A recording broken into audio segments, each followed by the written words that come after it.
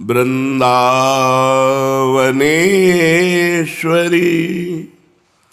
तवैव पदारविन्दं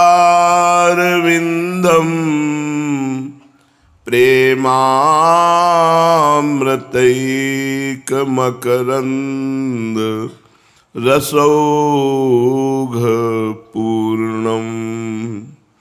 हृद्यर्पितं मधुपतेः स्मरतापमुग्रं निर्वापयत् परमो शीतलमाश्रयामि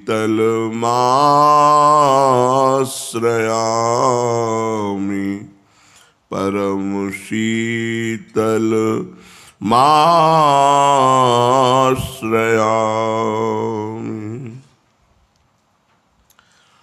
परम सच्चिदानंद घन प्रेमानंद स्वरूप नवनिभृत निकुंज महामहिम परम पावन श्री वृंदावन धाम, श्री वृंदावन धाम के लाडिले युगल सरकार प्राणाराध्य प्राण प्रिय श्री प्रिया प्रीतम जू, समस्त सहचरी वृंद, खग मृग पशु पंछी तरुलता, श्री यमुना रस रानी रज रानी, समस्त ब्रजवासी परिकर के चरणों में कोटिशाह प्रणाम, कोटिशाह नमन नमस्कार।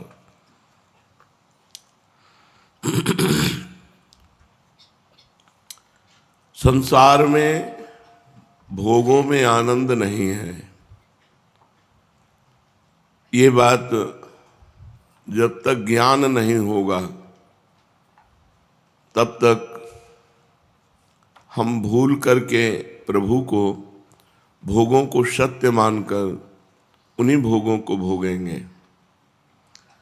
गांव में जब गन्ने का रस पकाया जाता है तो गुड़ बनने के पहले उसे पतोई कहते हैं। गांव में ऊपर का जो मल आता है उसे एक जगह एकत्रित कर दिया जाता है। छोटे छोटे गांव के बच्चे उसको खाते हैं तो बहुत मीठा लगता है, क्योंकि गन्ने के रस का होता है। अगर उनको रबड़ी मिले तो भला वो चाटेंगे? जो गन्ने के रस का ऊपर का मल है, जिसे पतोई कहते हैं, वो कई कामों में आता है। जैसे कूट कर उसको तंबाकू में मिलाते हैं, उसी पतोई की शराब भी बनाते हैं, उसको चाटते हैं तो बहुत मीठा होता है। गन्ने के रस का ऊपर का मल होता है। अगर उनको रबड़ी मिले तो देखेंगे भी नहीं उस मल की तरफ। ऐसे ही ये तो प्राकृतिक बात है। मलवत भोगों को हम पा करके हर्षित आनंदित हो रहे हैं। यदि सच्चिदानंद भगवान के नाम रूप लीला रस का हमको थोड़ा भी स्वाद मिले तो फिर हमारे को संसार के भोग आकर्षित नहीं कर सकते। इसको महापुरुषों ने वमन के समान बताया है। मान, प्रतिष्ठा, भोग, ऐश्वर्य ये मायाकृत है। जब इसमें हमारा चित्त लग जाता है तो सुख का अनुभव होता है। जब सुख का अनुभव संसार में होता है तो भगवान के भजन में रति नहीं होती, बहुत बेकार समय जाता है। जब भोगों से वैराग्य होता है तो उसे एक अलौकिक शांति मिलती है। भगवान कहते हैं त्यागात् शांति अनंतरम, त्याग से एक शांति प्राप्त होती है। त्यागान्नास्ति परम सुखम, त्याग से बढ़कर कोई सुख नहीं है। पर भोगी पुरुष यही अनुभव करता है कि भोग से बढ़कर कोई सुख नहीं है। अगर भगवान के नाम जप के प्रभाव से, भगवान की लीला कथा सुनने के प्रभाव से ये बुद्धि हमारी मान जाए कि संसार के भोगों में सुख नहीं है, भोगों को त्याग कर भगवान के भजन में सुख है, तो हमारा जीवन सार्थक हो जाए। पर ये बिना भजन और सत्संग के नहीं हो सकता। साधन को हरिभजन है, कै सत्संग सहाय। यदि सत्संग की सहायता मिल जाए और भगवान का भजन होने लगे तो संसार हमें फीका नजर आवे, नहीं तो छोटी छोटी बातों में हम फंसे हुए हैं।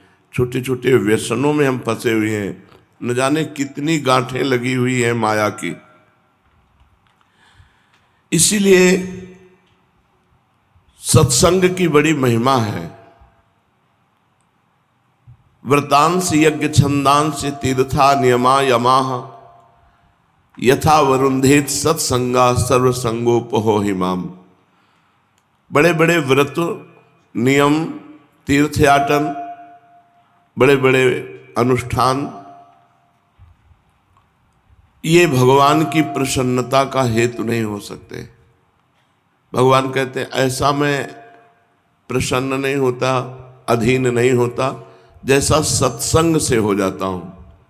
सत्संग से इसलिए कि सत्संग सुनकर संसार से हमारा संबंध ढीला होने लगता है, और जब हम भजन करने लगते हैं तो संबंध ही छूट जाता है। सब में परम प्रेम में भगवत भाव, हृदय बड़ा शीतल, निरंतर भगवत स्मृति, कोई कामना की आग ही हृदय में नहीं। और जब हम सत्संग सुनते हैं तो हमें पापों का दंड नहीं भोगना पड़ता, क्योंकि हमसे जो पाप होते हैं वो हमें जलाने लगते हैं। अरे हमसे तो ये पाप, अभी नरकों का वर्णन सुनो आप, तो आप देखो आपके हृदय में आग लग जाएगी। अरे हमसे भी तो गलती हुई है, ये हमको नरक भोगना पड़ेगा, हृदय जलने लगेगा। उसी जलन में वो पाप नष्ट हो जाते हैं।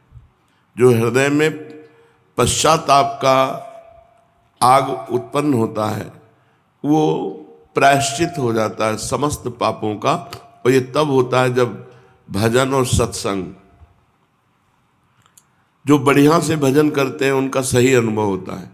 कल एक उपासक कह रहा था, जब नाम जप करता हूं तो बहुत जलन होती है। उनका वो जलन ठीक है, क्योंकि हमने भी अनुभव की है। प्रारंभ में इसलिए होती है कि भजन पापों का नाश करता है।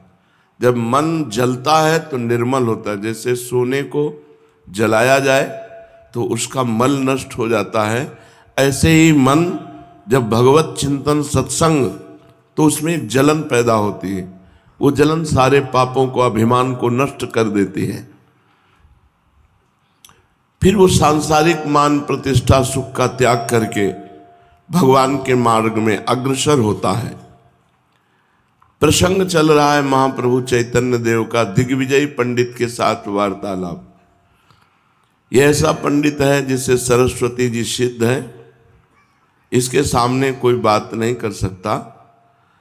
नवद्वीप में आकर इसने डंका बजवा दिया कि या हमसे शास्त्रार्थ करें या हमारे विजय पत्र में अपनी हार लिख दें, तो कोई इससे सन्मुख नहीं हो रहा था।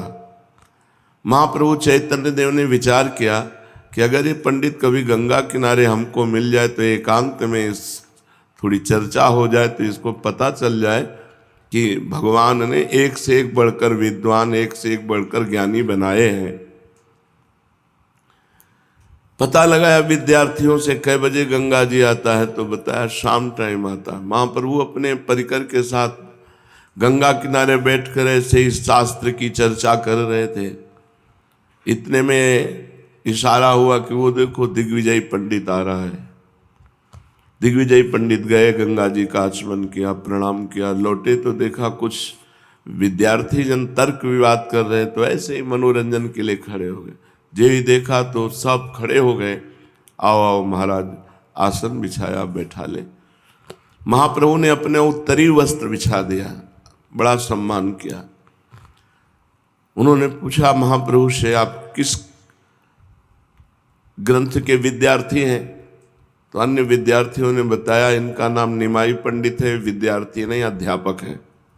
अच्छा, हमने भी नाम सुन रखा है, चलो करो आपस में चर्चा। तो उनका, महाराज आपके सामने क्या चर्चा करें, हम लोग तो सब आपके शिष्य और पुत्र के समान हैं, आप ही कुछ सुनाओ। बस अवसर मिला अपनी विद्वता का प्रभाव दिखाने का। 100 श्लोक नवीन तत्काल रचकर गंगा जी की महिमा के गाए। सब आश्चर्यचकित हो गए। महाप्रभु ने कहा कि किसी एक श्लोक की आप व्याख्या करके बता देते तो अच्छा था। तो तुरंत प्रश्न का उत्तर देते हुए दिग्विजय ने कहा, आप ही कोई श्लोक बता दो, जो हमने श्लोक बताया उसी की व्याख्या कर दे। उसको था धारा प्रवाह 100 श्लोक अभी हमने बोले हैं, तो हमारे श्लोक को कोई कंठस्थ या पकड़ सकता ही नहीं, क्योंकि अभी अभी की रचना है। महाप्रभु ने महात्म गंगा आया इस श्लोक को पूरा पढ़ा और कहा, इस श्लोक की व्याख्या करो। वो आश्चर्यचकित हो गया कि 100 श्लोकों में से बीच से एक श्लोक पूरा कंठस्थ कर लिया और कहा, इसके कुछ गुण दोष बताओ। तो दिग्विजय ने कहा, काश्मीरी पंडित के काव्यत्व में दोष तो हो ही नहीं सकते। तो कहा, दोष तो कालिदास और बड़े बड़े विद्वानों के कवित्व में भी है, तो गुण दोष तो होता ही है महाराज। तो बोले, आप ही बताओ। तो 5 गुण पहले वर्णन किए, महाप्रभु ने फिर 5 दोष वर्णन किए, और उसका मुंह खुला का खुला रह गया, कोई उत्तर ही नहीं दे पाया। जब महाप्रभु चैतन्य देव ने उसके श्लोक में 5 दोष वर्णन किए। अब दिग्विजयी पंडित थोड़ा सा विद्यार्थी जन बैठे थे, उनके बीच में कुछ बोलने की हिम्मत नहीं, तो एक निराशा सी आई, उठ करके चला गया। बहुत भारतवर्ष में ख्याति उसकी प्राप्त थी, वो अपने को बहुत बड़ा कवि और पंडित समझता था। मैं कवि हूं, बहुत विद्वान हूं। देश में घूम घूम करके जो इज्जत प्रतिष्ठा प्राप्त की थी, आज गंगा किनारे महाप्रभु चैतन्य देव ने सारी उसके हेकड़ी और अभिमान धूल धूसरित कर दिया। उसकी आशा थी कि नवद्वीप में मेरा डंका बजा है तो कोई हमसे शास्त्रार्थ करने वाला मिलेगा ही नहीं। इतनी ऊंची आशा पर पानी फिर गया, क्योंकि कोई उत्तर नहीं दे पाए। 5 दोष जब वर्णन किए तो चुप केवल सुन लिए। अब उनके हृदय में ये बड़ी भारी आग लगी कि मेरी सारी ख्याति मिट्टी में मिल जाएगी, ये तो मुझे परास्त कर देगा निमाई। गंगा जी से लौटकर वे चुपचाप आकर पलंग पर पड़ रहे। उनके साथी पंडितों ने भोजन के लिए बहुत आग्रह किया, किंतु कहा तबीयत खराब है। तबीयत तो बिगड़ ही जाएगी, जो अहंकार की तबीयत है वो महापुरुषों के सामने बिगड़ जाती है। बार बार जब उनके जनों ने कहा तो थोड़ा कड़क स्वर में कहा, आज हमारी पाने की इच्छा नहीं, स्वास्थ्य ठीक नहीं, आप लोग पाइए।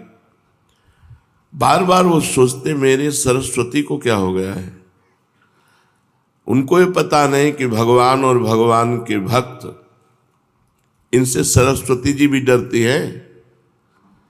जब देवताओं ने सरस्वती जी के चरणों में माथा रखा और कहा कि भरत जी की बुद्धि को बदल दो, राम जी को मनाने चित्रकूट जा रहे हैं, तो सरस्वती जी ने कहा तुम्हारी बुद्धि खराब है। भरत जी की बुद्धि हम बदल दें, हमारी सामर्थ्य है कि भरत जी की बुद्धि बदल दें? सवाल नहीं, भरत जी की बुद्धि नहीं बदली जा सकती। क्यों? क्योंकि जिनको सरस्वती जी से बुद्धि प्राप्त हुई उनमें भरत जी स्थित हैं। ये मुझे क्या हो गया? बड़े बड़े दिग्विजयी विद्वान मेरे सामने बोल नहीं पाते थे, अच्छे अच्छे शास्त्री और आचार्य मेरे प्रश्नों का उत्तर देना तो अलग रहा, मेरे प्रश्न का रहस्य भी नहीं समझ पाते थे। और आज गंगा किनारे एक नए युवक अध्यापक ने मेरी पूरी धुल दी, एक भी न चली, मेरी बुद्धि पर पत्थर पड़ गए। उसकी एक बात का भी मुझसे उत्तर देते नहीं बना। मेरी समझ में नहीं आता कि बात क्या हो गई मेरे अंदर। उन्हें बार बार अपने इष्ट सरस्वती देवी पर बड़ा क्रोध आने लगा। सोचने लगे मैंने कितने परिश्रम से सरस्वती मंत्र का जाप किया, सरस्वती जी ने प्रत्यक्ष प्रकट होकर मुझे वरदान दिया कि मैं शास्त्रार्थ में सदा तुम्हारी जिह्वा पर निवास किया करूंगी, तो आज सरस्वती का वचन झूठा कैसे हो गया? आज मेरी जिह्वा पर से कहां चली गई? इसी उदेड़ गुण में जप करते हुए तंद्रा से आए। सरस्वती जी स्वप्न में आई और कहा सदा एक सी दशा किसी की नहीं रहती। जो सदा सबको विजय ही करता रहा उसे एक दिन पराजित होना पड़ता है। तुम्हारा पराभव तुम्हारा कल्याण करेगा, ये तुम्हारी पराजय तुम्हारा कल्याण करेगी। इसे तुम्हें इस दिग्विजय का और मेरे दर्शन का फल समझना चाहिए। यदि आज तुम्हारी पराजय न होती तो तुम्हारा अभिमान और भी अधिक बढ़ता। अभिमान ही नाश का मुख्य हेतु है। तुम निमाई पंडित को साधारण पंडित ही न समझो, वे साक्षात भगवान हैं, वे नर रूपधारी श्री हरि हैं। उन्हीं की शरण में जाओ, तभी तुम्हारा कल्याण होगा और तुम इस मोह रूपी अज्ञान से मुक्त हो सकोगे। इतना सरस्वती जी ने स्वप्न में दिग्विजयी पंडित से कहा। दिग्विजयी की आंखें खुल गई, देखा कि सूर्य भगवान उदय हो चुके। ऐसा कभी नहीं हुआ। सूर्य के पहले उठकर संध्या वंदन, अर्घ, उपस्थान आदि। पंडित जी तत्काल उठे, बड़ी शीघ्रता से जल्दी से कुर्ता पहनकर नंगे सिर नंगे पैरों भागे। कहाँ के लिए? निमाई पंडित के घर के लिए। रास्ते में इनको जो कोई देखता एकदम राजा महाराजाओं के भांति हाथी घोड़े लाभ लश्कर से चलने वाला दिग्विजय पंडित अकेले नंगे पैर नंगा सर केवल कुर्ता धोती पहने भागता हुआ निमाई पंडित के घर जा रहा, ये क्या हो गया? लोग आश्चर्य करते। ये दिग्विजयी पंडित जब चलता तो आगे नगाड़ा बजता और राज कर्मचारी ऐलान करते हुए चलते थे, आज नंगे पैर भागता हुआ जा रहा है। बड़ा कौतूहल हुआ लोगों को। कोई कोई तो क्या हो गया इसके लिए पीछे लग जाते, पंडित के पीछे। बहुत से विद्यार्थी और अध्यापक दिग्विजयी पंडित के पीछे लगे। निमाई पंडित के घर जा रहा है, क्या होगा? झुंड के झुंड ब्राह्मण इनके साथ हो गए। किसी से पूछा निमाई पंडित का घर कौन है? उस समय महाप्रभु चैतन्य देव गंगा स्नान करके तुलसी जी को गंगा जल दे रहे थे। दिग्विजयी पंडित को अपने घर आते देख करके लोटा रख दिया और हाथ जोड़ करके प्रणाम किया। दिग्विजयी पंडित सादे वेश में सीधे जाके महाप्रभु के चरणों में साष्टांग लौट गए। ये बड़ी बात है। सारा अहंकार तिनकी संगति रहत, जाति कुल मद सब नन सही। भगवत प्रेमी महापुरुषों के संग का प्रभाव जन्म जन्मांतर के अहंकार की गांठ खुल गई। महाप्रभु को साष्टांग दंडवत किया, चरण पकड़ लिए। महाप्रभु ने जल्दी से उठाकर छाती से लगाते हुए कहा, अरे अरे महाराज महाराज, ये आप क्या कर रहे हैं? मैं तो आपके पुत्र के समान हूं, आपके शिष्य के समान हूं। आप जगत पूज्य हैं, आप ऐसा करके मुझ पर पाप क्यों चढ़ा रहे हैं? आप मुझे आशीर्वाद दीजिए, आप ही मेरे परम पूजनीय और परम माननीय हैं। गदगद कंठ से दिग्विजयी ने कहा, प्रभु बस अब नहीं। मान प्रतिष्ठा की भयंकर आग में जलता हुआ पूरा जीवन हो गया। अब इस पापी को अधिक मत ठुकराइए, अब स्वीकार कर लीजिए। प्रतिष्ठा रूपी शुकरी विष्ठा को खाते खाते पतित हो गया। नारकियों को अधिक पतित न बनाइए। हे शरणागत प्रतिपाल भगवान, आप मेरा उद्धार कीजिए। वो ऐसे आंसू बहाते हुए महाप्रभु के साथ। सब पंडित आश्चर्यचकित, ये क्या हो गया? दिग्विजयी पंडित के एक बच्चे जैसी हालत। महाप्रभु हाथ पकड़ करके अंदर ले गए, क्योंकि भीड़ लगी हुई थी बाहर। आसन में बैठाला और बैठा कर कहने लगे, आप ये क्या, आप पैदल यहां तक कष्ट किया, सेवक भेज देते, मैं आपकी आज्ञा से दौड़ता हुआ आपके पास आता। मालूम होता है आप मुझे सम्मान प्रदान करने और मेरी इस टूटी फूटी कुटिया को पावन करने के निमित्त यहाँ पधारे हैं। मैं अपना परम सौभाग्य समझता हूँ। आज मेरा ये घर पावन हो गया, मेरी विद्या सफल हो गई, जो आप जैसे महापुरुषों के चरण हमारे यहाँ पड़े। दिग्विजयी पंडित सिर नीचा के आंसू बहाते हुए चुपचाप प्रभु की बातें सुन रहे थे। वे कुछ भी नहीं बोल रहे थे। इसलिए प्रभु धीरे धीरे फिर कहना आरंभ किया, वो कल की बात के लिए मुझे बड़ी लज्जा आ रही है। मैंने व्यर्थ में ही कुछ कहकर आपको दुख पहुंचाया, तो आप कुछ अन्यथा न समझें। बस हम सब विद्यार्थी जन बैठकर शास्त्रार्थ कर रहे थे, शास्त्र की बातें कर रहे थे, वैसे ही आपसे बात कर ली। वैसे आपने पूरे नवद्वीप में सुना होगा मेरा बड़ा चंचल स्वभाव है। उसी चंचल स्वभाव के वश आपकी कविता में गुण दोष का वर्णन किया। आप सब बातें भूल जाओ। मैं ऐसे ही बकने लगता हूं। चंचलता के कारण मैं छोटे बड़े का ध्यान नहीं करता। ऐसा लगता है कल मुझसे अनुचित बात हो गई, मेरे मुख से कुछ ऐसा निकल गया जिससे आप दुख पाए, मैं क्षमा चाहता हूं। अब दिग्विजयी चुप नहीं रह पाए, अधीर होकर बोले, बस प्रभु बस, अब मुझे अधिक वंचित न कीजिए। मैं ऐसे भाग के नहीं आया। मेरे इष्ट देव सरस्वती ने रात में स्वप्न में मुझे बता दिया, मेरे उद्धार का उपाय एकमात्र आपके चरणारविंद है। प्रभु ने कहा, आप कैसी बातें कह रहे हैं? आप शास्त्रों के मर्म को भली भांति जानते हैं, फिर भी मुझे सम्मान देने की दृष्टि से आप ऐसा कह रहे हैं। मैं निवेदन करता हूं, असल में मनुष्य का एकमात्र कर्तव्य प्रभु के चरणारविंद में प्रगाढ़ प्रीति उत्पन्न हो जाना। वही धर्म, वही कर्म, वही जोग, वही ज्ञान, वही विद्या सफल है जिससे भगवान के चरणों में सुदृढ़ प्रीति हो जाए।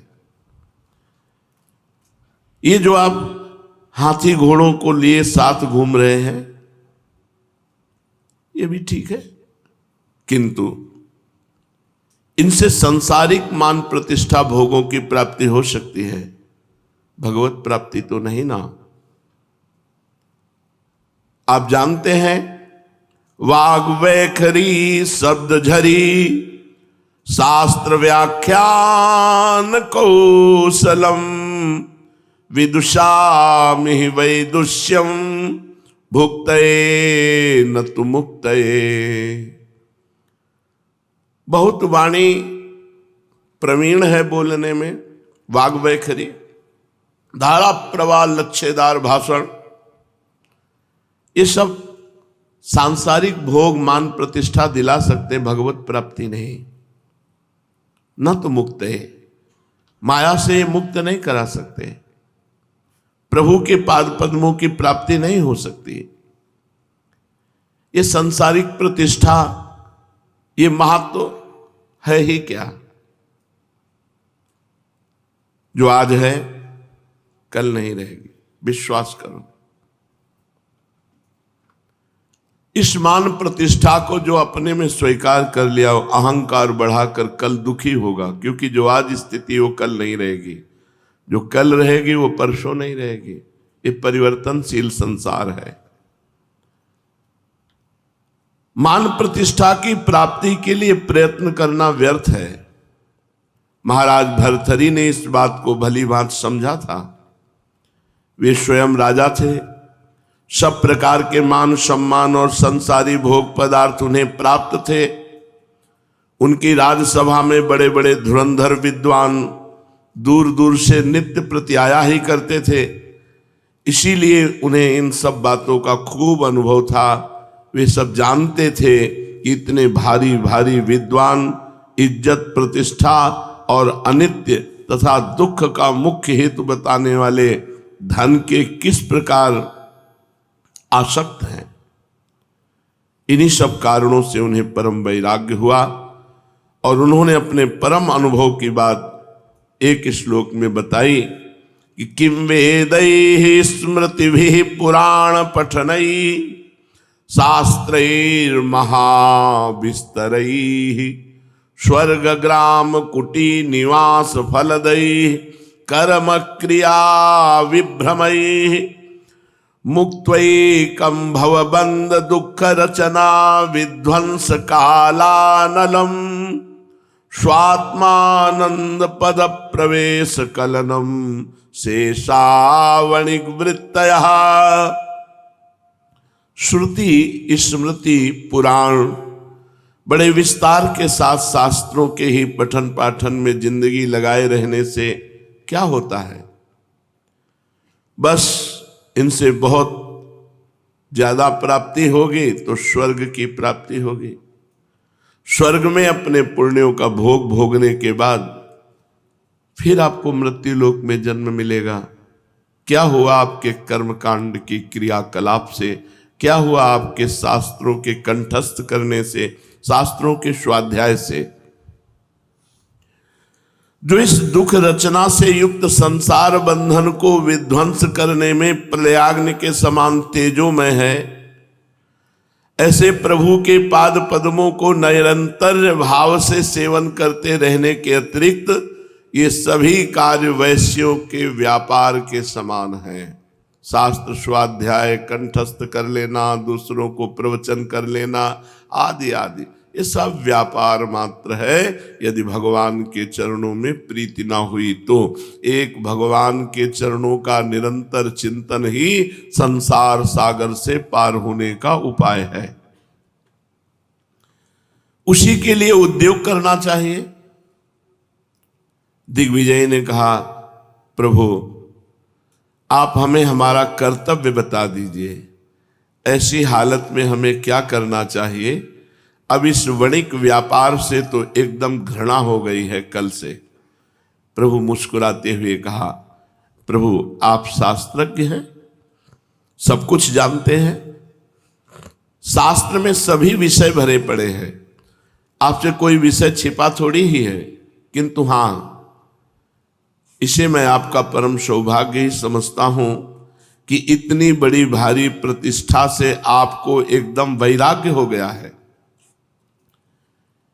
ये कंचन कामिनी कीर्ति, इनमें दो तो छोड़ा जा सकता है, कामिनी कंचन इनको तो छोड़ा जा सकता है, लेकिन मान प्रतिष्ठा, लोकैषणा, यश कीर्ति, ये बड़ी प्रबल, बड़े बड़ों को गिरा देती है। बड़े बड़े महापुरुष भी मान प्रतिष्ठा छोड़ने में पूर्ण रीति से समर्थ नहीं होते। श्री हरि भगवान की आपके ऊपर ये परम असीम कृपा ही समझनी चाहिए कि आपको मान प्रतिष्ठा की ओर से भी वैराग्य हो गया है। मैं तो परम सुख स्वरूप प्रभु की प्राप्ति में इसे मुख्य समझता हूं कि आपके ऊपर बड़ी कृपा हुई, आपको मान प्रतिष्ठा से घृणा हुई। आपने जिज्ञासा की कि हमारा कर्तव्य क्या है, वो अब हमें बता दीजिए। तो आपने पढ़ा होगा भागवत में, धर्मं भजस्व सततम त्यज लोक धर्मान सेवस्व साधु पुरुषान् जहि काम तृष्णाम अन्यस्य दोष गुण चिंतन मासु त्यक्त्वा सेवा कथा रसमहो नितराम पिबत्वम। सदैव धर्म का आचरण करो। कैसे? लोक धर्म का त्याग करके भागवत धर्म का, धर्मम भजस्व सततम, सतत धर्म का आचरण करना चाहिए। उसका परिणाम लोक धर्म का त्याग करके भागवत धर्म में स्थित हो जाना है। लोक धर्म, जैसे आप किसी के भाई हैं तो भ्रातृ धर्म, किसी के पति हैं, किसी के पुत्र हैं, विविध प्रकार के जो लोक धर्म हैं, ये त्याग करके भगवान की शरण में होकर निरंतर भजन करना, ये भागवत धर्म है। समस्त आचरण भगवान को अर्पित करके निरंतर भगवान की स्मृति में डूबना, ये सबसे बड़ा धर्म है। तो धर्मम भजस्व सततम त्यज लोक धर्मान, धर्म का आचरण करो, लोक धर्म का त्याग करके भागवत धर्म का। अब ये प्रश्न आता है कि भागवत धर्म कैसे प्राप्त होगा? तो बोले भागवतों के संग से। भागवत कहते हैं भगवान के नित्य प्रेमी महात्मा को। सेवस्य साधु पुरुषान, सदैव संत पुरुषों का सेवन करना चाहिए। संत पुरुषों की, भगवत प्रेमी महात्माओं की सेवा का फल है भगवान के निज धर्म में स्थित हो जाना। निज धर्म का नाम है भागवत धर्म। भागवत धर्म रूपी फल उसके हृदय में जब प्रकाशित होता है तो प्रेम रस प्राप्त होता है। भागवत धर्म रूपी फल का रस है प्रेम। यदि ये संत संग कर रहे हो और काम और तृष्णा के वशीभूत हो तो आपके अंदर भागवत धर्म नहीं आएगा। इसलिए कहा जहि काम तृष्णाम, काम कामना वासना मनते अति करी दूर। कामना और तृष्णा, कामना सुने और देखे हुए भोगों को भोगने की इच्छा का नाम कामना, और भोगे हुए भोग को पुनः भोगने की इच्छा का नाम तृष्णा। कह रहे हैं दोनों का त्याग करके संत महात्माओं की सेवा करो, उनकी आज्ञा का पालन करो, तो लोक धर्म का त्याग होकर भागवत धर्म में स्थित हो जाओगे। अब भागवत धर्म में स्थित होने पर सबसे बड़ी सावधानी रखनी है, अन्यस्य दोष गुण चिंतन मासु त्यक्त्वा। दूसरे के न गुण का चिंतन करो न दोष का चिंतन करो, भगवान का चिंतन करो। सब में भगवान विराजमान है, ये चिंतन। अन्यस्य दोष गुण चिंतन मासु त्यक्त्वा, दूसरे के गुण दोष के चिंतन का त्याग कर दो, उसमें भगवान का चिंतन करो। सेवा कथा रसमहो नितराम पिबत्वम, भगवान की सेवा में लगे रहो। भगवान की परम पावन मंगलमयी कथाओं का कथन श्रवण करो, नाम कीर्तन करो, नाम जप करो, इसी में डूबे रहो। यही परम कर्तव्य है। प्रभु की आज्ञा लेकर उनके चरणों में प्रणाम करके दिग्विजय पंडित अब निश्चय कर लेंगे, अब हमारे जीवन का लक्ष्य होगा एकमात्र दैन्य होकर भगवान का भजन। देखो ये प्रभाव होता है महापुरुषों का। जन्म जन्म की अहंकार की गांठ क्षण में दूर हो गई। कितना सुंदर मार्ग हृदय में। एक तो विद्वान है, नियम संयम से चलने वाले हैं, भटक रहे थे, सही दिशा मिल गई, बहुत बढ़िया मार्ग पुष्ट हो गया। अब वो पंडित दिग्विजयी अपने डेरे पर आए। उनके पास जितने हाथी घोड़े सामान साज बाज सब वहीं नवद्वीप में बांट दिया। जितने उनके साथ दिग्विजय पंडित के साथ ब्राह्मण जन थे सबको वापस कर दिया, जाओ सब अपने अपने कार्य में लगो। और इसके बाद वो भगवत चिंतन करने के लिए महाप्रभु को गुरु रूप में अपने हृदय में बिठा करके एकदम समाज से एकांत हो गए। इसके बाद पता ही नहीं चला कि दिग्विजय का हुआ क्या। एकदम एकांत जीवन भिक्षावृत्ति से जीते हुए अपने शरीर को पूरा कर दिया। ये महाप्रभु की कृपा हुई।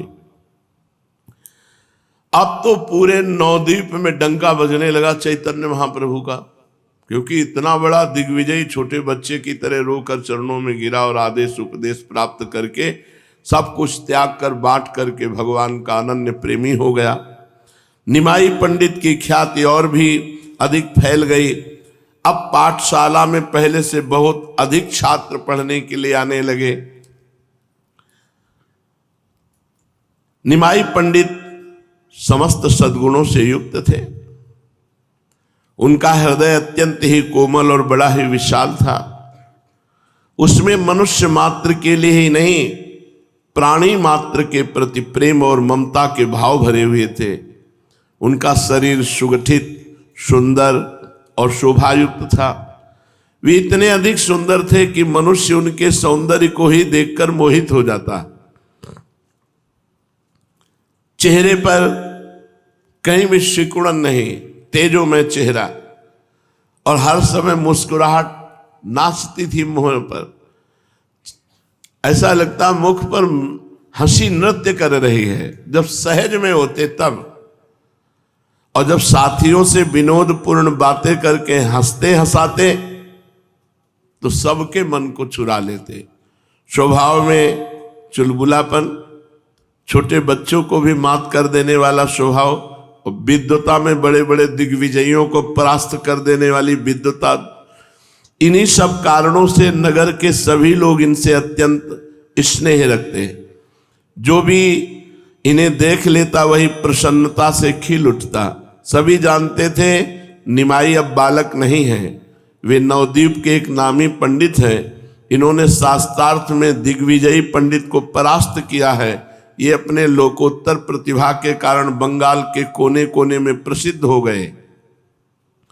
सैकड़ों छात्र इनके पास विद्या अध्ययन करने आते, फिर भी वे उन्हें अपना एक साथी तथा प्रेमी ही समझते थे। उन लोगों को यह ख्याल भी नहीं होता कि इतने बड़े महापुरुष के पास हम बैठे हैं। मित्रवत व्यवहार करते महाप्रभु। इनके साथ सम्मान और शिष्टाचार का व्यवहार करना चाहिए, ऐसा नहीं, मित्रवत व्यवहार।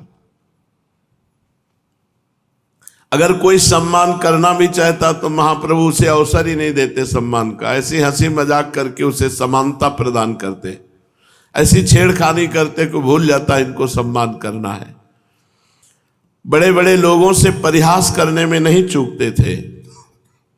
ये नवद्वीप के प्रत्येक मोहल्ले में घूमते, कभी इस मोहल्ले से उस मोहल्ले जा रहे, कभी उस मोहल्ले से इस मोहल्ले, रास्ते में जो मिल जाता उसी से कुछ न कुछ छेड़खानी करते। बड़े लोग कहते, पंडित इतनी भारी विद्वता होने पर थोड़ा तो गंभीर रहा करो, हर समय लड़कपन ठीक नहीं होता। अब तुम एक गणमान्य विद्वानों में माननीय हो, आप झूठा सा आश्चर्य प्रकट करते। अच्छा, अब हमारी पंडितों में गणना हो गई, विद्वानों में गणना हो गई, हमें नहीं पता था, आज आप बताया, अब इस पर विचार करेंगे। वो बेचारा चुप हो जाता, अपना समूह लेकर वो चला जाता, और ये विद्यार्थियों के साथ खेलते हुए फिर आगे बढ़ जाते। इनका नगर भ्रमण बड़ा ही मनोहर होता। देखने वाले इन्हें एकटक देखते देखते रह जाते। तपाए हुए स्वर्ण के समान सुंदर शरीर था, उस पर एक हल्की सी बनियाइन, चौड़ी काली किनारी की नीचे तक लटकती हुई सफेद धोती के ऊपर एक हल्के से पीले रंग की चादर ओढ़े रहते, और मुख में पान की बीड़ी, और बाएं हाथ में पुस्तक, दाहिने में एक हल्की सी छड़ी। साथ में 10-5 विद्यार्थी, और उनसे बातें करते हुए चले जा रहे थे। बीच बीच में इधर उधर भी देख लेते। किसी कपड़े वाले की दुकान को देखकर उस पर जा बैठते। कपड़े वाला पूछता, कहिए महाराज क्या चाहिए? आप हंसते हुए कहते हैं, जो यजमान की इच्छा हो दे दो। दुकानदार कहता, हंसी मजाक कर रहे हो? कोई कोई दुकानदार जबरदस्ती इनके सिर पर कपड़ा मढ़ देता। उससे कहते, लेने की तो हमारी इच्छा नहीं, पर जब आप श्रद्धा से देते हो तो लेते जा रहे हैं, पर पैसे की आशा मत रखना। और उधार हम किसी से लेते नहीं, और नगद किसी को देते नहीं। अब हमारे को आप दे रहे हो तो श्रद्धा से हम ले जा रहे हैं। दुकान वाला बेचारा हंसता रहता। चलते चलते कहते, दामों की आशा मत रखना। दुकानदार हाथ जोड़कर श्रद्धा के साथ कहता, हमारा अहोभाग्य महाराज, आप ले जाओ, आप पहनोगे तो हम समझेंगे हमारा व्यापार सफल हो गया। ये कपड़ा और लेते जाइए और अपने छात्रों को वस्त्र बनवा दीजिए। ऐसा ये प्रसन्नता पूर्वक उन वस्त्रों को ले आते, और गरीब जो अपने मित्र विद्यार्थी जन थे उनको कपड़ा दे देते। कपड़े खरीदने के लिए जिनके पास पैसा नहीं होता और ऐसे जब कपड़े मिलते तो उनके घर जाकर के महाप्रभु कपड़ा दे आते थे। कभी किसी गरीब वस्त्र बनाने वाले के यहाँ जाते और उसको थान देते कपड़े का और कहते दाम तो हमारे पास है नहीं, बोलो श्रद्धा के साथ दोगे? अरे हाँ महाराज ले जाइए, आप ही तो हैं इसके सच्चे ग्राहक। तो कहते चलो अच्छा फिर कभी देखेंगे, हंसते हुए चल देते। ऐसे महाप्रभु किसी से भी विनोद करने में चूकते थे नहीं थे। इनके नाना नीलांबर चक्रवर्ती के पास बहुत से अहीरों के घर थे, वे दूध बेचने का व्यवसाय करते। आप उनके घरों में चले जाते और जिस अहीर को भी पाते उससे कहते मामा आज दूध नहीं पिलाओगे? इन्हें बड़े सत्कार से वो अपने घर में ले जाता। सभी मिलकर विद्यार्थियों के सहित इनका खूब सत्कार करके कोई ताजा दूध पिलाता, कोई दही लाकर खवाता, कोई थोड़ा माखन लेने का आग्रह करता। ये निसंकोच भाव से खाने लगते। घर की स्त्री को देखकर कहते मामी तेरा दही तो खट्टा है, थोड़ी चीनी डाल देती तो स्वाद बन जाता। ये सुनकर कोई चीनी लेने दौड़ती, चीनी घर में ना होती तो गुड़ ही ले आती। ये हंसते हंसते गुड़ के साथ दही पाने लगते। विद्यार्थियों को भी दूध दही पिलाते और फिर हंसते हंसते पाठशाला की ओर चले जाते। विशेषकर ये सीधे साधे वैष्णवों को और सरल स्वभाव वाले दुकानदारों को खूब छेड़ते थे। दुकानदारों को भी इनके साथ छेड़खानी करने में आनंद आता। एक पान वाले से इनका सदा झगड़ा ही बना रहता था। ये उससे मुफ्त पान मांगा करते और मुफ्त देने से इनकार करता। तभी अपने हाथ से ही पान लगाया उठा लेते और पान वाला देखता रहता और ये उसे चट पा जाते। पान वाला भी रोज इसी लड़ाई की प्रतीक्षा करता था कि निमाई पंडित आवे, हमसे इस तरह विनोद करें, हमारा पान पा जाएं। उसे बड़ा आनंद प्रतीत होता था और ये झगड़ा प्रायः रोज हुआ करता था। कभी तो दिन में 2-2, 3-3 बार हो जाता था। पान वाला बड़ा सरल प्रकृति का कोमल पुरुष था। वो उन्हें पुत्र की तरह प्यार करता, महाप्रभु चैतन्य देव को। एक वहां श्रीधर नाम के भक्त दुकानदार थे, बड़े महात्मा है। श्रीधर जी बहुत बड़े महात्मा है, बहुत गरीब। ये अत्यंत गरीब थे किंतु बहुत बड़े भजनानंदी। उनके पास रहने वाले उनसे परेशान थे श्रीधर से, क्योंकि वो पूरी रात भर रोया करते थे, हा कृष्ण हा प्राणनाथ। गरीब थे, रात रात भर कीर्तन करते तो आसपास वाले सब सो नहीं पाते थे, तो बड़े परेशान थे। रात भर खूब जोरों से रो रो करके भगवान नाम कीर्तन करते थे, तो आसपास के लोग बहुत परेशान थे। कोई कहता है ये बूढ़ा ना सोता है ना सोने देता है, यही बात। रात भर चिल्लाता रहता है, सोने नहीं देता। कोई कहता भगवान जाने इसे नींद क्यों नहीं आती, रात रात भर चिल्लाता है। तो बहुत लोग मोहल्ले के परेशान रहते। कोई जाके कहता अरे थोड़ा धीरे धीरे भजन करो, भगवान बहरे थोड़ी, मार कर ताल मार करके जोर से कीर्तन करते हो, जोर से आवाज करते हो, भजन धीरे धीरे क्या करो। तो कहते बेटा धीरे धीरे कैसे करो, तुम लोग दिन भर काम करते हो, रात में सो जाते हो, कभी भजन नहीं करते, तो कम से कम मेरे आवाज तुम्हारे कानों में पड़ेगी, तुम्हारा मंगल हो जाएगा। जिह्वा से नाम नहीं ले सकते तो बच्चा कान से तो सुन सकते हो। इसलिए मैं जोर जोर से भगवान का नाम कीर्तन करता हूं, जिससे तुम सबके कानों में भगवान का नाम पड़ जाए। वो बेचारा चुप होकर वापस हो जाता। ये कभी किसी की भी बात से हार नहीं माने, पूरी रात जोर जोर से भगवान नाम कीर्तन करते रहे। अब ये जीवन यापन के लिए क्या था, केले के पत्ते और केले के भीतर जो कोमल त्वचा होती है उसकी, उसको बेचा करते थे। केला का पत्ता बंगाल में प्राय पवित्र पत्तलों में इसकी गणना होती है, आधा केला का पत्ता, उसी में भात और दाल ऐसे डाल के पास। तो जैसे दोना पत्तल बेचते जाते हैं, उस जगह केले का पत्ता और वो केले का जो पेड़ होता है उसके ऊपरी भाग को हटा के जो कोमल कोमल होते हैं उसको वो बेचते थे। खोल कहते हैं उसे, केले के खोल। बंगाल में कोमल उन खोलों का साग बनाया जाता। महाप्रभु रोज इनसे छेड़खानी करते जाकर के, इनके खोल को उठा लेते और कहते पैसे के कितने खोल देंगे? तो कहते 4 देंगे। तब आप कहते अजी 8 लेंगे, सब जगह 8-8 बिक रहे हैं। तो श्रीधर कहते पंडित जी ये रोज रोज की छेड़खानी अच्छी नहीं होती, हमें बताओ कहाँ 8 बिकते हैं, जहाँ 8 बिकते हो वहां जाकर ले लो, हम तो 4 ही देंगे, तुम्हारी राजी पड़े तो ले जाओ, ना राजी हो तो मत लो, झगड़ा करने से क्या फायदा। तो आप कहते तुम्हारी दुकान के लेंगे और 8 खोल लेंगे और तुम्हें राजी होना पड़ेगा।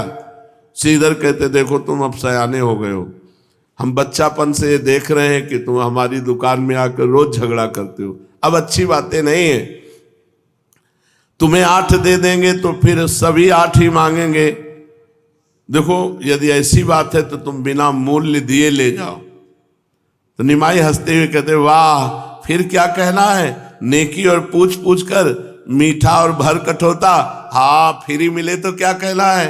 और वो बहुत गरीब थे, बहुत। महाप्रभु भावावेश में भी इनकी स्मृति करते, संन्यास लेने के बाद भी इनके घर गए और इनके पात्र में रखा हुआ पानी पिया महाप्रभु। और बहुत ही अकिंचन महापुरुष श्रीधर जी।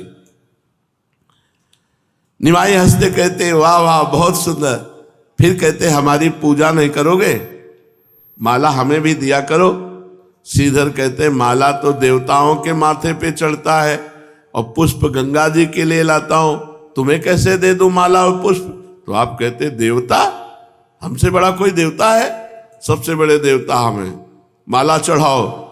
और गंगा जी तो मेरे चरणों से निकली हुई है, तो पुष्प और माला मुझे चढ़ाओ। ये श्रीधर सुनते ही कान में हाथ रख देते और कहते हरी हरी हरी, कैसी बात करते हो, गंगा जी तुम्हारे चरणों से निकली, तुम भगवान, हरी हरी हरी, ये कैसी बात कर रहे हो। हाय पंडित, पढ़े लिखे होकर ऐसी बातें कहते हो, ऐसी बातें कहने से पाप होता है। तुम ब्राह्मण के कुमार होकर ऐसी पाप की बातें अपने मुंह से निकालते हो।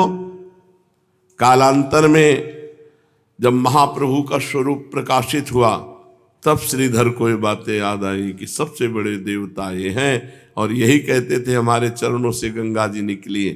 महान भक्त हुए गौरांग देव के श्रीधर जी। इन्होंने अंत तक महाप्रभु चैतन्य देव को साक्षात भगवान मानकर आराधना की और बार बार पश्चाताप प्रकट किया कि मैंने इनको खंडन करके इनकी बात कहा कि तुम ब्राह्मण के बालक हो और कहते हो हमारे चरणों से गंगा जी का धोर, ये पाप की बात कहते हो। ये जीवन भर पश्चाताप रहा कि मैंने अपने प्रभु को नहीं पहचाना। गौर भक्तों में श्रीधर का खोल बहुत ही प्रसिद्ध था। गौर को श्रीधर के खोल के बिना सभी व्यंजन रुचिकर नहीं लगते थे क्योंकि दीनता थी। एक दिन ये घर की ओर जा रहे थे, रास्ते में पंडित श्रीवास जी मिले। श्रीवास पंडित अद्वैताचार्य के साथी और स्नेही थे। महाप्रभु चैतन्य देव के पिता के अभिन्न मित्र थे श्रीवास जी। इनकी पत्नी मालती देवी और ये निमाई को सगे पुत्र की भांति प्यार करते थे श्रीवास जी। ये भी इन दोनों में माता पिता के समान श्रद्धा रखते थे। श्रीवास पंडित को देखकर इन्होंने उन्हें प्रणाम किया। पंडित जी ने इन्हें आशीर्वाद दिया और बड़े ही प्रेम के साथ बोले, निमाई देखो अब तुम बालक नहीं हो, ये बाल चापल्य तुम्हें शोभा नहीं देता। इस तरह से उच्छृंखलता का जीवन बिताना ठीक नहीं, कुछ भक्ति भाव भी सीखना चाहिए। तुम्हारे पिता तो परम वैष्णव थे। इन्होंने सरलता से कहा, जी थोड़े दिन और इसी तरह मौज कर लेने दो, फिर हम जब भक्ति करेंगे तो इकट्ठे करेंगे, वैष्णव बनेंगे तो वैष्णवों की तो बात ही क्या, साक्षात विष्णु ही हमारे चक्कर लगाएंगे। सही बात कह रहे हैं, सही बात कह रहे हैं।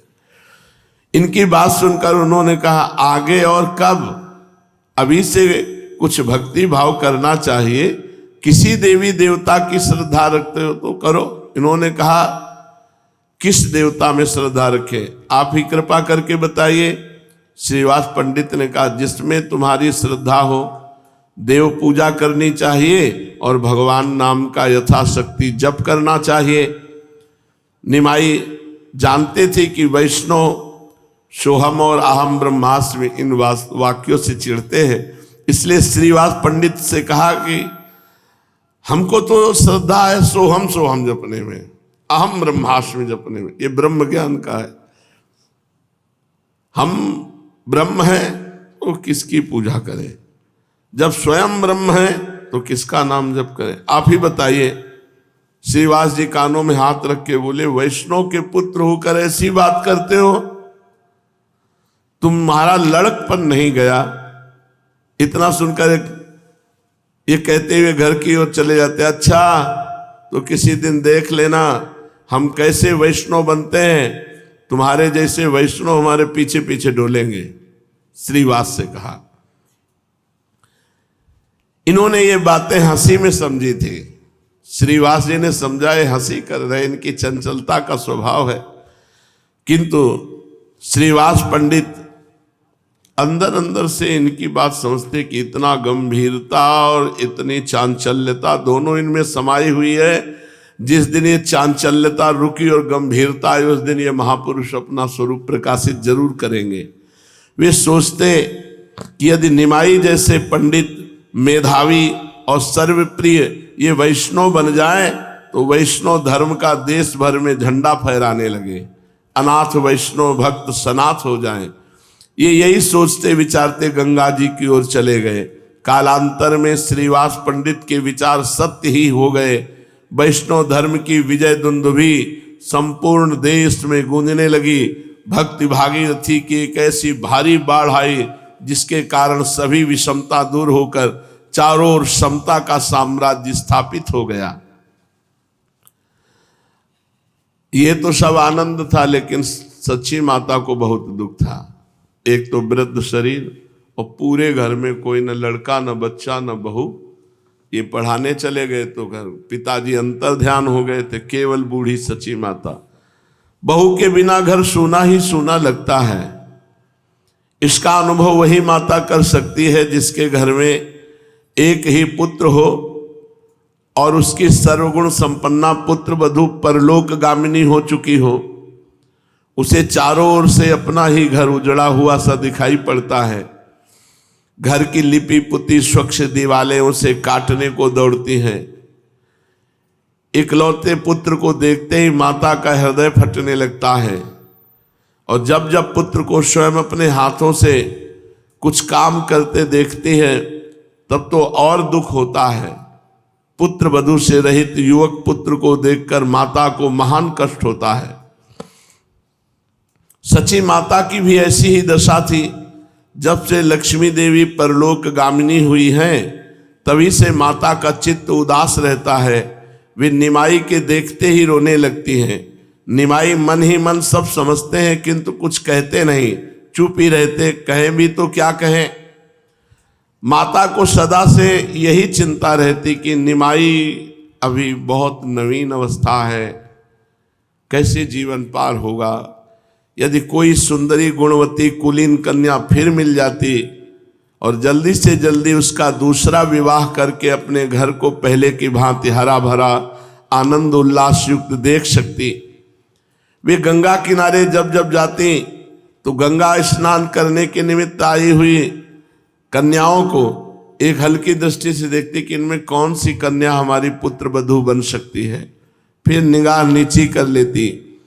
इस प्रकार रोज गंगा जी को मनाती और गंगा किनारे जाती नवीन पुत्र वधू की खोज के लिए। एक दिन उनकी दृष्टि पड़ी परम सुंदरी सुशीला कन्या को। सची देवी अब रोज उस पर दृष्टि की कभी चर्चा चले और ये लड़की हमारे निमाई की वधू बने। सुबह दोपहर शाम तीनों टाइम गंगा किनारे सची माता जाने लगी। जब वो लड़की को देखती तो बस मन माना कि ये निमाई के लिए ठीक रहेगी। सची माता अब घर के बाहर ही बैठने लगी। जब वो लड़की घाट पे जाती तो आप घाट पे चले जाती, जब वो स्नान करके देवी पूजन करने जाती तो आप देवी के पूजन के मंदिर में, मानो पूरा तय कर लिया कि ये लड़की हमारी बहू बने। जब वो लड़की सची माता की ओर देखती तो सची माता का देखने का ढंग इतना अपनापन, मानो पुत्र वधू, तो प्रणाम करती। सची देवी प्रसन्न होकर कहती, बेटा भगवान तुम्हारी इच्छा की पूर्ति करे, तुम्हारे मनोनुकूल पति मिले। इस प्रकार आशीर्वाद सुनकर वो ग्रीवा नीची करके मुस्कुराते हुए चली जाती। एक दिन, अभी तक बात नहीं की थी, एक दिन सची माता ने रोक कर पूछा, बेटा तुम्हारा नाम क्या है? तो लजाते हुए नीचे की ओर दृष्टि करते हुए धीरे से कन्या ने कहा, विष्णु प्रिया। सही जगह नजर पड़ी, सची माता ने सही जगह दृष्टि डाली। तुम्हारा नाम क्या है? तो उन्होंने कहा विष्णु प्रिया। महान भजनानंदी, महान प्रेमी, महान तपस्वी महाप्रभु चैतन्य देव के त्याग और तप को तो सब कोई जानता है, लेकिन उनसे बढ़कर त्याग और तप घर में रह करके विष्णु प्रिया जी करती थी। जो महाप्रभु का त्याग और तप है उसमें कुछ सुख सुविधाएं हैं, जैसे कम से कम महाप्रभु को सब्जी तो मिल जाती है, भात तो मिल जाता है भरपेट, लेकिन विष्णु प्रिया जी नहीं। घर में सब कुछ होते हुए हरे कृष्ण कृष्ण कृष्ण हरे हरे, हरे राम राम राम हरे हरे, एक चावल रख दिया, फिर दूसरा चावल उठा, हरे कृष्ण हरे। 3 पहर तक नाम जप करते हुए जितने चावल हुए उनको उबाल करके भात बनाया और फिर महाप्रभु चैतन्य देव को भोग लगाया और फिर थोड़ा किनका लेके सब भक्तों में बांट देती। ये रोज का नियम था विष्णु प्रिया जी का। और पादुका लेकर के दिन दिन भर रोती रहती। तो जैसे देखने में आता है कि भगवान राम 14 वर्ष वनवास किए, लेकिन भगवान राम 14 वर्ष वनवास में कंदमूल फल भी खाए, संतों से भी मिले, आनंद में खूब हास परिहास भी होते रहे, लेकिन भरत जी पृथ्वी को खोद कर कुशा में कितना कष्टप्रद जीवन, कष्टप्रद जीवन, अयोध्या जैसी महान चक्रवर्ती सम्राट की नगरी में रहते हुए, राज्य पद के अधिकारी होते हुए, महान तप और त्याग में जीवन भरत जी का, ऐसे ही महाप्रभु चैतन्य देव जी की जो प्रिया है वो विष्णु प्रिया, अपार त्याग में जीवन। पूछा क्या नाम तुम्हारा बच्चा? तो बताया विष्णु प्रिया। माता प्रसन्नता प्रकट करते हुए कहा, आहा विष्णु प्रिया, कैसा सुंदर नाम है। जैसा सुंदर शील स्वभाव है उसी के अनुरूप सुंदर नाम भी है। फिर पूछा बेटी तेरे पिता का क्या नाम है? विष्णु प्रिया जी सुनकर चुपचाप खड़ी रहीं। उन्होंने इस प्रश्न का कुछ भी उत्तर नहीं दिया। तब सची माता ने पुचकारते हुए कहा, बता दे बेटी, बता दे, बताने में क्या हर्ज है, क्या नाम है तेरे पिता का?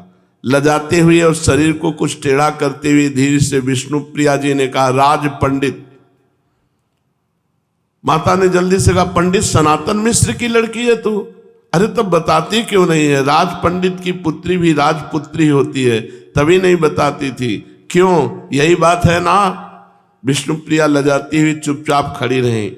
माता ने उससे और भी 2-4 बातें पूछकर विदा किया।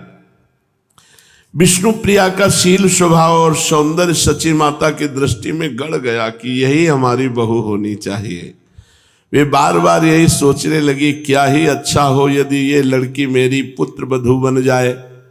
वे रोज घाट पर अब विष्णु प्रिया को देखती और रोक करके 2-4 बातें जरूर करती।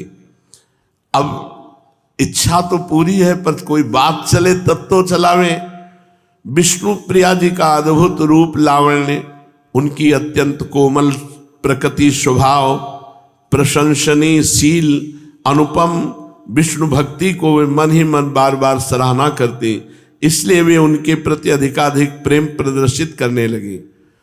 विष्णु प्रिया के मन में भी इनके प्रति भक्ति भाव था। सची माता बार बार सोचती क्या हर्ज है, एक बार सनातन मिश्र से पूछवाऊं तो सही, बहुत करेंगे तो ना कर देंगे। फिर सोचती वे राज पंडित हैं, धनाढ्य हैं, सब जगह उनकी भारी प्रतिष्ठा है, भला वे एक विधवा के पुत्र के साथ अपनी पुत्री का संबंध क्यों करने लगे। यही सोचकर कुछ डर सी जाती और उनका साहस नहीं होता। एक दिन उन्होंने साहस करके काशीनाथ मिश्र नाम के घटक को बुलवाया और उनसे बोली, मिश्र जी तुमने सनातन मिश्र की लड़की देखी है? घटक ने कहा, लड़की मैंने देखी है, बड़ी ही सुंदर सुशील गुणवती है और निमाई के तो सर्वथा योग्य है। मैं समझता हूं तुम उस लड़की को अपनी पुत्र वधू बनाकर जरूर प्रसन्न होगी। माता ने कहा, ये तो तुम ठीक कहते हो, किंतु वे धनाढ्य हैं, राजपंडित हैं, बहुत संभव है वे इस संबंध को न स्वीकार करें। हमारी तो तुम दशा देखती ही हो कि लड़की को वैसे अन्न वस्त्र का तो घाटा नहीं रहेगा, पर जैसा राजकुमारी की तरह वहां रह रही ऐसा वैभव तो नहीं है। घटक ने जोर देकर कहा, माता जी तुम कैसी बात करती हो, भला निमाई जैसे योग्य प्रतिष्ठित पंडित को जमाई बनाने में कौन अपना सौभाग्य न समझेगा। मैं समझता हूं वे इसे सहर्ष स्वीकार कर लेंगे। मैं आज ही उनके यहाँ जाऊंगा और शाम को ही तुम्हें उत्तर दे जाऊंगा। ये कर काशीनाथ मिश्र माता को प्रणाम करके चले गए।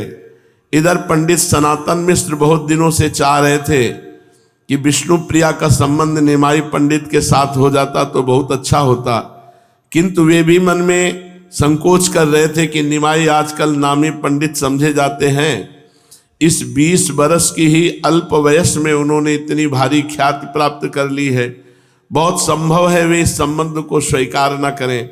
यदि हमारी प्रार्थना पर भी उन्होंने इस संबंध को स्वीकार न किया तो इसमें हमारा बहुत बड़ा अपमान हो जाएगा। प्रायः धनी लोग अपने मान का बहुत ध्यान रखते हैं, इसी भय से उन्होंने इच्छा रहने पर भी आज तक ये बात किसी पर प्रकट नहीं की थी। सनातन मिश्र के हृदय में इसी प्रकार के विचार उठ ही रहे थे कि उसी बीच काशीनाथ घटक सची माता के पास से उनके पास पहुंच गए। घटक को देखकर उन्होंने उनका सम्मान किया, बैठने को आसन दिया, आने का कारण जानना चाहा। काशीनाथ घटक ने आदि से अंत तक सब बातें कह सुनाई।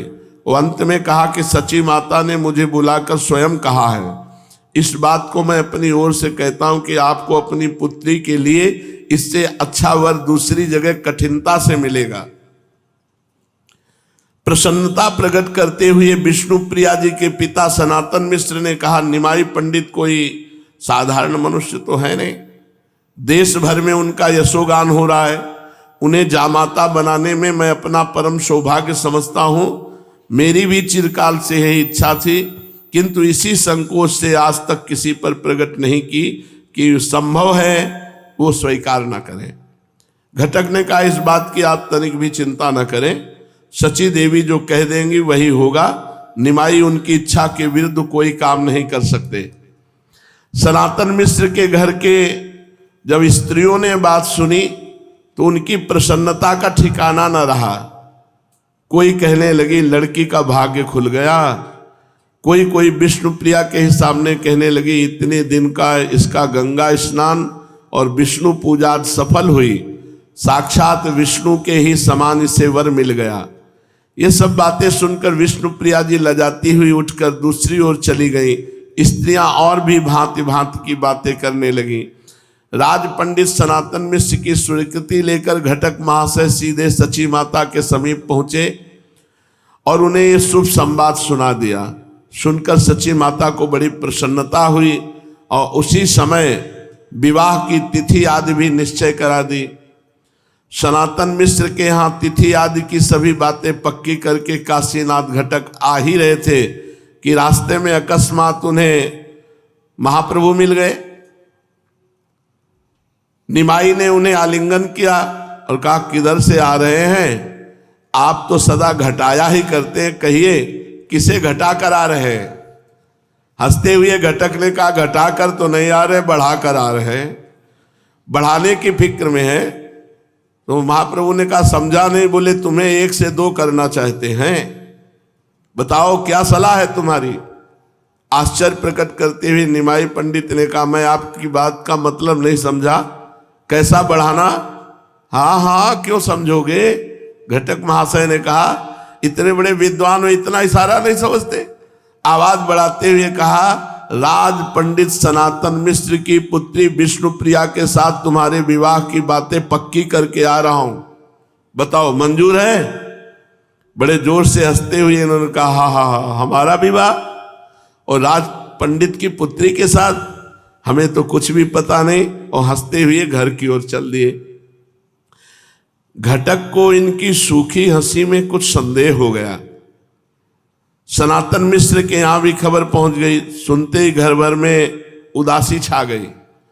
सनातन मिश्र ने कहा था कि हमें जिस बात की शंका थी वही हो गया ना। मैं पहले जानता था कि निमाई स्वतंत्र प्रकृति के पुरुष हैं, बड़े विद्वान हैं, बड़े प्रसिद्ध हैं। भला वो मेरे यहां संबंध क्यों मंजूर करने लगे? मेरी हंसी हो जाएगी सब लोगों में। सबको पता चल गया है कि लड़की का विवाह निमाई पंडित के साथ होगा। यदि ना हो सका तो मेरे लिए बड़ी लज्जा की बात है।